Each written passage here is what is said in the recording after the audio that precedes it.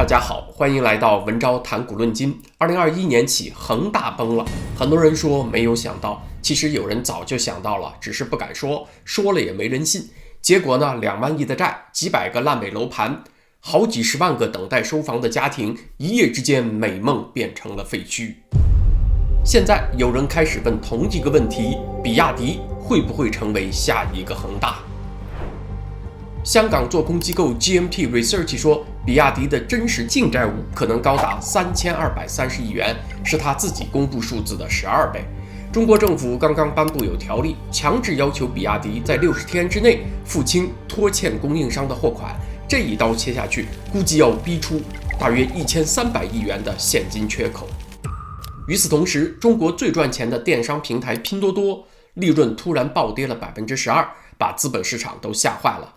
這兩件事情，一個比亞迪，一個拼多多同時發生，它不是巧合，是一個信號，標誌着過去20年中國最賺錢的兩種商業模式，一種是電商平台的壓榨商家模式，另外一個是製造業巨頭的拖欠供應商模式。這兩種模式都在同時走進牆角。這兩個帝國其實是靠同一套邏輯建立起来的，都是把弱者往死裡逼，佔據他們的現金流，為己所用。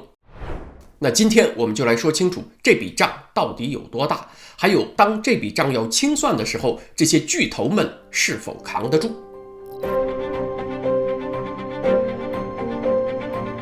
我們先看比亞迪，在故事裡，比亞迪是中國製造業的骄傲，王傳福白手起家，愣是把一家做電池的小廠幹成了全球電動車的老大。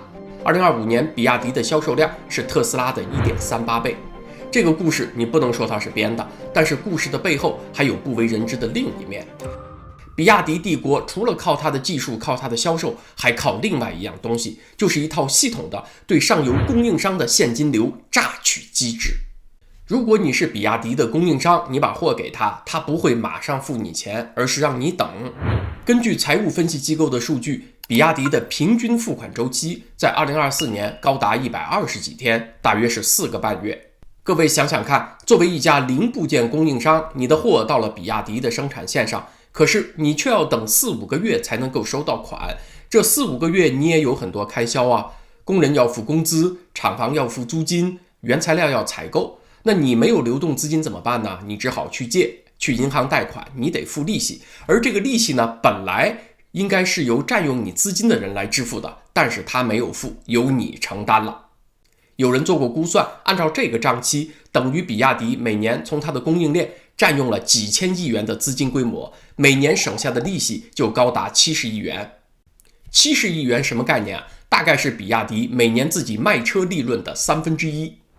換句話說，比亞迪的所謂低成本競爭制造力，有相當一部分並不是真正的技術提升或者效率提升，而是把成本轉移到了大夥看不到的供應商身上。而且還不止如此，2024年11月，一封廣為流傳的內部郵件讓問題徹底浮上水面。在郵件中，比亞迪要求全體供應商從2025年1月1日起把供貨價格都降低10%。理由是进入大決戰淘汰賽，需要整個供應鏈共同努力，持續降成本。大夥看看，把兩件事放在一起，一邊讓你晚4-5個月收錢，另一邊還讓你把供貨價格再降1成。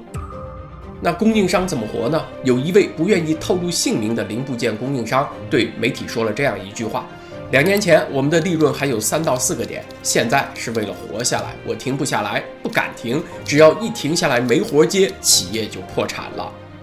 這不是商業競爭中的正常壓力，是大魚把小魚逼到絕境的真實寫照。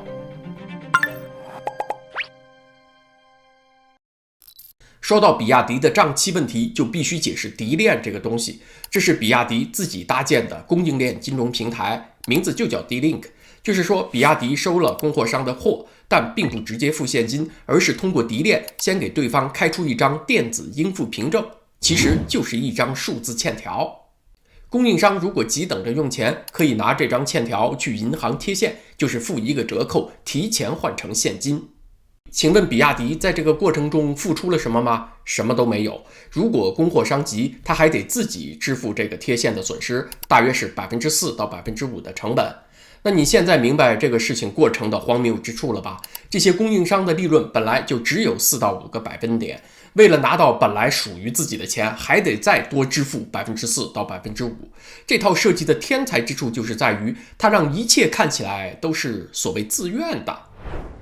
供應商自願選擇貼現，自願承擔成本，表面上沒有人逼他們。可是如果他們不接受這套遊戲規則，他們就接不到訂單，就活不下去。這不叫自願，叫做沒有選擇。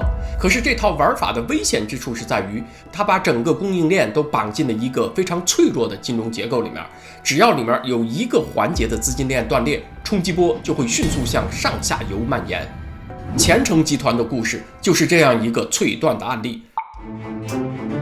2025年4月份，山東省春季車展現場，這本來應該是一个熱熱鬧鬧賣車的地方。展台擺着比亞迪的最新款車型，燈光打得漂漂亮亮的，銷售人員在一旁準備迎客，但是在展場外卻有一群人拉着橫幅站在那裡。他們是前程集團的員工，前程集團是比亞迪最大的經銷商之一，旗下覆蓋着濟南、濰坊、德州、泰安等地的20多家 4S 店。他們的橫幅上寫着什麼呢？討薪啊，原來是他們的工資發不出來了。與此同時，不遠處有另外一群人也在聚集，他們是買車的普通消費者，其中有一位姓王的女士，她在前程旗下的 4S 店買了一個3年聯保、終身免費保養的服務套餐，還提前預付了錢，而現在門店關門了，而她付的錢當然也拿不回來了。這不是一兩個人的麻煩，前程集團的暴雷直接導致了數千名車主的預付款和服務承諾化為烏有。法院早已經凍結了前程集團的實際控制人魏旭明所持有的股份集團旗下的多家公司也被列為執行人。同時，這家集團還涉及多起融資租賃合同糾紛，還有其他執行案件，都在排着隊等着法庭開庭呢。壓力是從比亞迪供應鏈頂端傳導下來的，一直傳到了賣車的經銷商。這個事情是怎麼發生的呢？比亞迪為了衝銷量就向經銷商施加了比較強的提車任務和庫存壓力。那不少經銷商就被迫大量提前的進車，導致他們的庫存比較高。在價格戰下最終就不可避免部分車型出現了價格倒掛，意思就是經銷商向消費者所賣的車價格比他向比亞迪提車的價格還要低，可是為了回款，經銷商只能夠繼續咬牙虧本賣，再賣不動的話就繼續壓庫存，甚至融資借貸，最終導致資金鏈斷裂。前程集團就正是這種營銷模式的典型受害者。最後就是那位王女士站在關門的 4S 店門口，手裡拿着那張終身保養的合同，不知道該去找誰。但是這個故事還有一個意想不到的後果。2025年11月份，有媒體報道，比亞迪開始悄悄放棄提煉了，不是公開宣布，是點對點通知，是悄悄進行的。供應商陸陸續續收到通知，今後不用提煉了，改用銀行承兌匯票。那為什麼要放棄提煉呢？那是由於政府的壓力，國家不允許了。但是放棄提煉，它並不代表問題就解決了，它一樣有賬期，有貼現成本，一樣是把負擔轉移給了供貨商。它只不過是換了一個更加合規的包裝。這裡的問題實質是在於賬期到底有多長，付款條件是怎麼樣的，供應商是不是能夠在60天之內真正拿到貨款，而這一切還在談判和博弈當中。就在比亞迪的供應鏈調整的同時，中國的新能源汽車行業正在出現另外一幅更加觸目驚心的景象。2026年4月份，高和汽車的母公司華人運通，它的合併破產重整申請正式被法院受理。高和汽車，有的朋友可能還記得，它是中國新勢力車企當中定位最高端的一個，做最貴的車，售價高達80萬元人民幣，一度被認為是中國的勞斯萊斯夢想。可現在它破產了，負債高達158億。可是更令人痛心的是，它身後留下了數千名車主。這些人花了大幾十萬元買車，現在售後服務全面癱瘓，車子壞了沒人修，軟件也不升級了，保值率暴跌，還投訴無門。當初的承諾加上做出承諾的那家車企一起消失，只留下了一地雞毛。那高和汽車為什麼破產了呢？因為它銷量實在是太慘了。2023年，它全年僅僅交付了8400輛車，2024年更慘，幾乎歸零。銷售量過低，就沒有辦法覆蓋它的巨額研發成本和運營成本，資金鏈終於斷裂了。高和汽車的失敗並不是个案，它是中国23家已經破產或者停擺的新能源車企之一。這是內捲和現金流壓力共同制造的浩劫。說到這裡，我們就要問一個核心問題：為什麼在2025年這個時間點，政府出台了60天賬期政策呢？其實不准壓賬這個政策啊，早在2020年就有第一版了，但是它的執行效果，用官方的話來講，就是監督措施不夠完善，法律責任不夠健全啊。什麼意思呢？用白話說就是沒人管沒人罰，大企業照樣壓。到了2024年秋天，形勢變了。10月18日，國務院召開第43次常務會議，通過了《保障中小企業款項支付條例》修訂版。2025年3月，總理李強簽署了第802號國務院令，6月1日正式實施。為什麼從2024年後半年起到2025年打擊拖欠應付賬款這個事兒突然提速了呢？那是由於經濟惡化的後果從各個層面爆發出來，實在是壓不住了。工廠倒閉的新聞每天都有，年輕人找不着工作，在社交媒體上抱怨，引發了廣泛共鳴。還有很多中小企業主實在是憋不住了啊，必須得發聲了，在各地政協和人大會議上說，如果再不解決拖欠賬款的問題，那我們真的是撐不下去了。與此同時，像前面所說的前程集團這樣的企業大規模暴雷，普通消費者受到了直接衝擊，那這個問題就超出了企業間商務糾紛的範疇，擴展成為普通消費者的直接損失了。人一多，壓力一大，那它意義就不一樣了。這個信號傳導到中南海那裡，就不只是一個 GDP 數字的問題，而是一個管制危機了。所以這個60天賬期政策的出台，本質上它是一個政治決定，它背後的邏輯是資本還可以繼續賺錢啊，你們可以繼續做大做強，但是不能夠以整個經濟生態的崩潰為代價。這其實就是中共在用政策語言向比亞迪這樣的大企業傳遞一句話：有些錢你們不能再像過去那麼掙了。說回到比亞迪，我們來做一道簡單的數學題。前面提到，比亞迪的平均應付賬款週期是127天，如果要壓縮到政策所要求的60天以內，那它的賬期大約要砍掉一半。2025年底，它的應付賬款餘額大約是2092億元。在採購規模不變的情況下，賬期如果壓縮到60天以內，那麼它的餘額應該就是1150億元。這兩者之間的差距是1250至1300億元之間，這就是一道簡單的小學算術題。也就是說，要真的執行這項政策，比亞迪就要拿出1250億至1300億元的現金還給它的供應商。這個1300億元是個什麼概念呢？相當於是比亞迪2025年一整年它全部股東利潤的4倍之多呀。聽到這個數字，大家會不會覺得脊背有點涼嗖嗖的啊？比亞迪拿得出這麼多錢嗎？它會不會像恆大那樣說倒就倒了呢？其實比亞迪賬上是有錢的。2026年第一季度末，它的貨幣資金加上交易性金融資產的總額是1800億元，有息負債是1200億元，它的現金是足以覆蓋的。但是有一個細節值得注意，就在同一個季度，比亞迪的短期借款從年初的386億元激增到663億元，增幅超過了70%，應付票據更是幾乎翻倍，飆升到了486億元。什麼意思呢？也就是說，一邊比亞迪現金儲備是充裕的，另一邊它的有息負債還在快速膨脹。這個信號呢，就是表示比亞迪正在主動加大外部融資，為接下來的壓力做緩衝。但這個問題的確是很現實的，整個汽車行業都在打價格戰，利潤被壓縮，現在又來了這麼大一個現金流壓力，你得倒騰出這麼多錢還給供應商，那麼比亞迪是不是真的面臨和恆大同樣的困境呢？開頭提到2025年1月份，香港一家著名的做空研究機構叫做 GMT Research 發布了一份關於比亞迪的報告。這家機構以前命中過，他對恆大的財務分析在業界被認為是最早的、最深入的解讀之一。比亞迪自己說，他的淨債務是277億元，聽起來不多，對嗎？但是 GMT 說，等等，你的賬算漏了。怎麼算漏的呢？打個比方，你去銀行申請貸款，銀行就要看你的資產負債表。你說我沒欠多少債，就10萬塊錢，但是銀行一查發現，你以別的名義事實上欠你鄰居的50萬，欠你親戚的30萬，還有一張10萬塊錢的欠條，你通通都沒有算進去。從會計準則上講呢，你並沒有造假，它讓你看起來比你實際的財務狀況要健康，但這並不是事實。比亞迪幹的差不多就是類似的事兒。GMT 把他們認為那些被移出資產負債表的應收賬款重新算回來，又把超過了90天的應付賬款視為隱性負債。這兩筆債加回來之後 ，GMT 算出比亞迪的真實淨債務大約是3230億元，對比比亞迪官方所說的277億，差了將近12倍啊！那麼問題來了，不是有很多人說比亞迪是車圈恆大嗎？那麼它會像恆大那樣債務違約爆雷嗎？我的判斷是不會的，但是這個問題提得很有價值。先說為什麼不是恆大啊？因為恆大的死法，它是一種非常獨特的死法。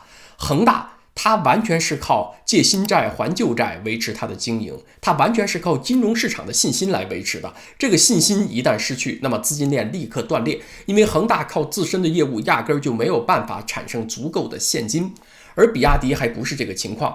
根據2025年的財報，比亞迪全年經營的現金流淨額是591億元，也就是說，不算融資貸款，光靠賣車這樣的業務收入，比亞迪一年產生的現金流淨流入就是591億元。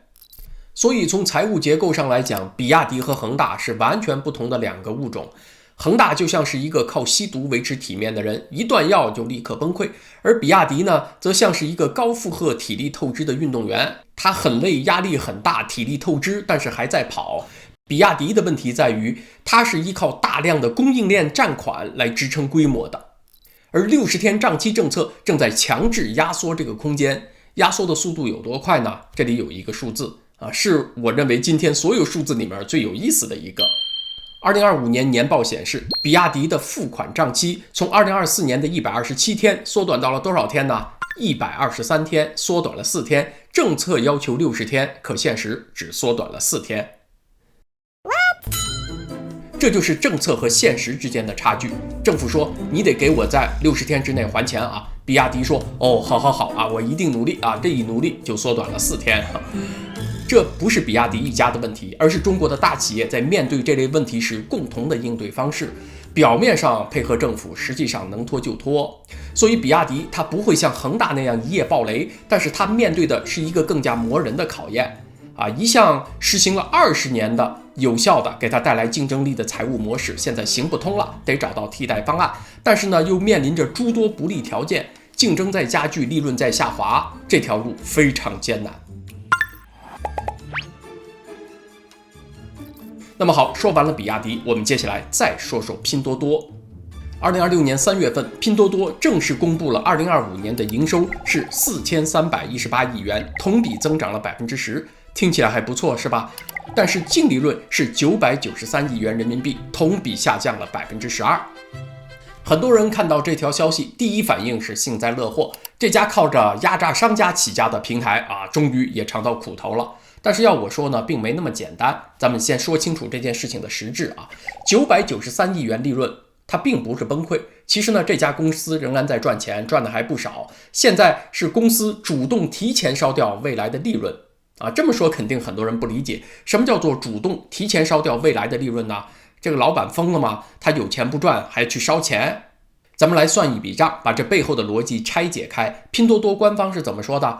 他們說，未來3年要投入1000億元人民幣去搞1000億扶持，升級中國的供應鏈，還要打造一個叫做新拼母的項目，打自有品牌去搶海外市場。1000億元呢，它2025年的淨利潤才993億元，所以比它淨利潤都多，也就意味着拼多多是把本來能夠裝進股東口袋裡的錢強行拿了出來，幹什麼去呢？去搞商家補貼，以及去搞海外擴張，砸進了這些無底洞。所以說這是主動燒錢。拼多多為什麼要這麼做呢？難道是資本家突然良心發現要搞慈善了嗎？當然不是，他這麼做的動機和比亞迪的困局有着高度相似之處。拼多多的商業模式實質上也是一套轉移壓力的機制，它靠着流量壟斷，逼着商家接受極低的利潤，用仅退款的政策把所有的風險都轉移給了賣家。所謂僅退款，就是消費者只要說不滿意，不需要退貨，直接退錢。這個政策看起來是保護消費者的，但對商家來講是毀滅性的。東西賣了出去，但消費者只要說一句不好，就可以占着商品還把錢要回去。那商家怎麼辦呢？他只能夠更压低成本賣更便宜的東西，然後更多被消費者投訴，就陷入了一種向下的死亡螺旋。而拼多多在這個過程當中抽取佣金、積累現金，一路成長到了如今的規模，它是不承擔損失的。這套邏輯在流量紅利期是行得通的，因為大家沒有選擇，消費者紅利在，銷售額在增長嘛，大家就只有忍着。但是現在幾件事同時在發生，首先是中国整體的消費需求在萎縮，消費者手頭緊，購物更加謹慎了。對低品質商品的容忍度在下降，占貨退款的比例在上升。另外，平台競爭也在加劇，抖音電商、小紅書、視頻號都在蚕食着拼多多的地盤，商家有了更多的選擇，不需要非在拼多多上忍气吞聲。最關鍵的是 Temu 在海外擴張遭遇到了強劲的政治阻力。Temu 是拼多多的出海版本，靠着補貼和超低價，在美國、歐洲等地迅速擴張，一度成為在美國下載量最高的購物 APP。但是隨着中美貿易摩擦升溫，針對中國電商平台的關稅合規審查接踵而來， Temu 的擴張步伐也被迫放緩，這等於是拼多多最寄希望的第二增長曲線撞上了南牆。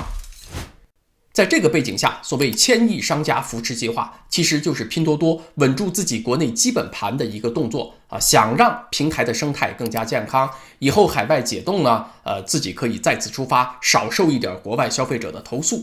那這一步它能不能做到呢？咱們得說一個客觀現實，就是中國目前的環境能不能支撐這個轉型。前面說了，中國的消費在萎縮，拼多多這個時候想搞供應鏈升級，想做有品質的商品，可是那些買便宜貨買慣了的消費者願不願意為此買單呢？的確要畫一個問號。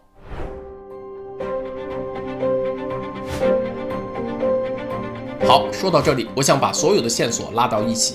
拼多多和比亞迪是中國過去10年最成功的2個商業故事，一個靠壓榨商家建起了電商帝國，另一個靠着拖欠供應商建起了製造業帝國。